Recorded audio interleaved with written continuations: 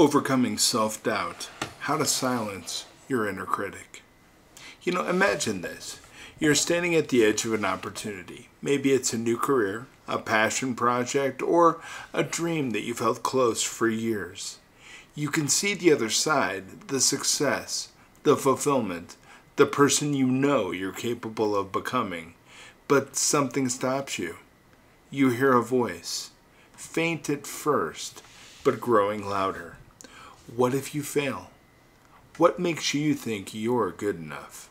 And that voice, it wraps itself around your dreams and slowly pulls you back from the edge. But here's the secret. That voice isn't a prophet predicting your future. It's your inner critic. And the truth is, you can choose to not listen.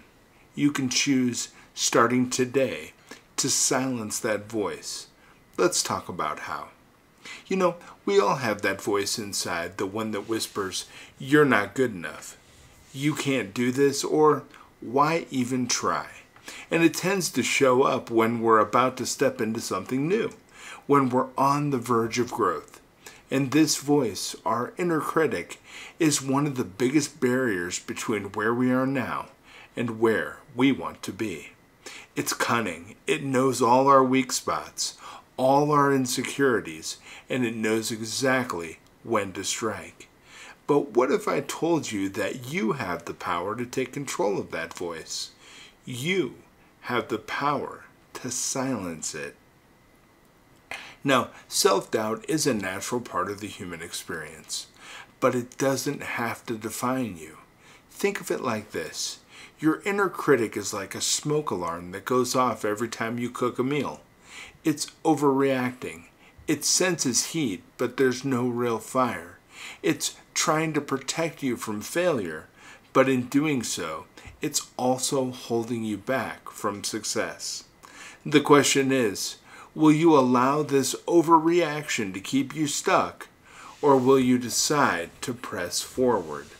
Now, the first step to overcoming self-doubt is realizing that it's just a thought, not a truth. A thought like that, like many others, can be challenged. When your inner critic says you're not ready, counter it by asking, why not?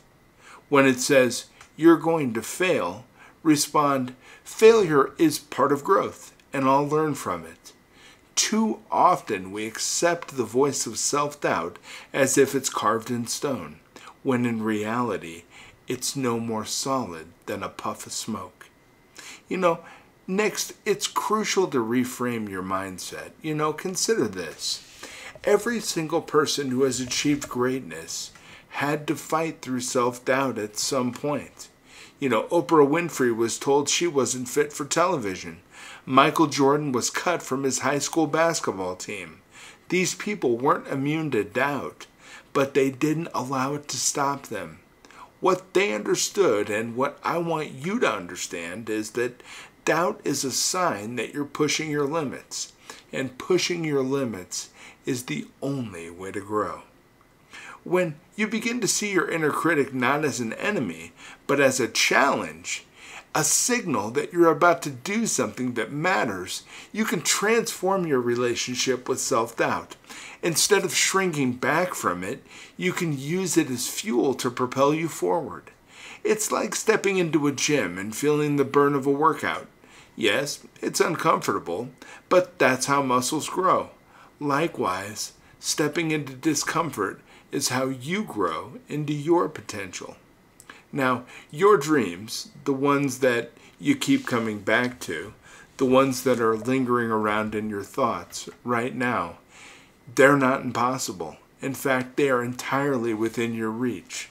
But they require you to push past that wall of doubt, to take action even when the inner critic is screaming at you to stop. And here's the truth. You don't have to be fearless. You just have to be courageous enough to take that first step despite the fear. Start building momentum with small wins. Do one thing today, no matter how small, that moves you towards your goal. It could be sending that email, or signing up for that course, or even just writing down the first steps of your plan. The act of doing, no matter how small, starts to chip away at self-doubt. Action silences the inner critic better than any argument could. And as you leave here today, I want you to remember this. Your inner critic may never fully disappear, but it can be silenced. Each time you challenge a negative thought, each time you take a step towards your dreams in spite of fear, you strip that critic of its power. You prove to yourself that you are capable, resilient, and you deserve success. So the next time you stand at the edge of a new opportunity and that familiar voice of doubt creeps in, don't turn back. Don't shrink. Lean into the discomfort. Move forward and take the leap. Because the world is full of people who doubted themselves, but chose to leap anyway. And you know what? They're the ones who are now living the life that others only dream of. Will you be one of them? The choice, as always, is yours. Remember, your inner critic doesn't get to write the final chapter of your story. You do. The pen is in your hand. What will you write next?